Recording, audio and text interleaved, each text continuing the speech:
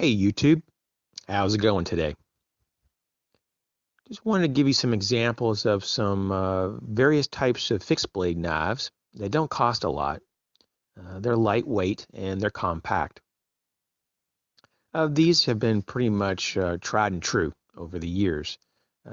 These have all been out for at least a year on the market.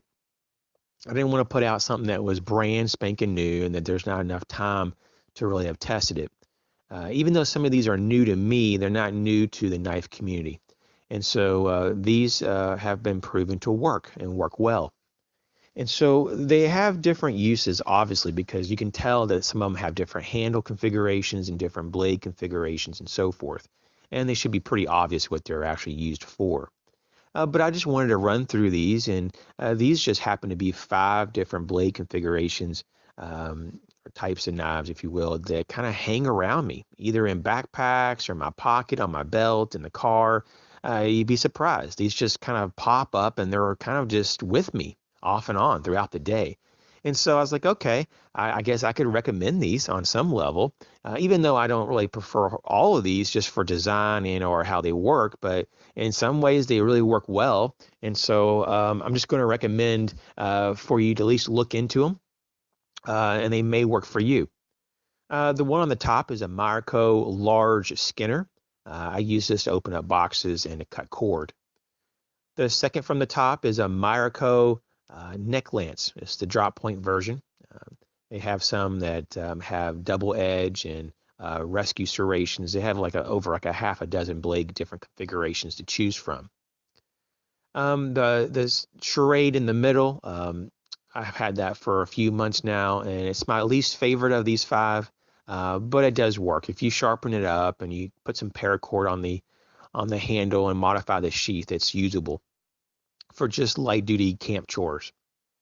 The Gerber, the second from the bottom, the Gerber Ghost Strike, it's pretty good. It's a nice self-defense blade. I love the sheath, and it came razor sharp, and it's pretty usable for self-defense or light utility use. And the one on the bottom is my newest acquisition. I've had it for just a little over a week now. It's the Bucklight Max Small in the Muddy Water Camo. And so I would highly recommend that one. And so these all weigh just a few ounces, and they're very, very compact. There's really nothing in the picture to show you, relatively speaking, how small they are, but they're all very, very easy to carry. Now, in terms of prices, I'll just go from the top down. The Skinner was like $7 about 8 years ago. The neck lance, the second one there, the neck knife, was like $4 and change about 6 years ago. The middle one, that Schrade, I believe it was like $7 on Amazon. The Gerber was like, I think, $44, just like roughly a year ago on Amazon.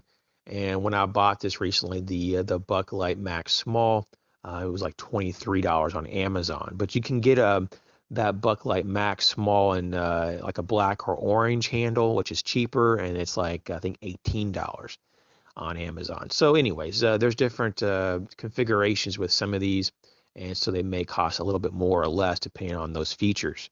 But these are pretty good. I would recommend these, generally speaking, depending on what your needs are. So check those out. And hopefully that answers some of the questions I've been receiving about what I would recommend and what I use. If you haven't checked out my ebook on Amazon, it's in a Kindle format. It's called The Art of Prepping, a Preparedness Review. I do appreciate everyone that has supported the channel by purchasing the ebook. Thanks for your support. Thanks for all the questions. You guys take care.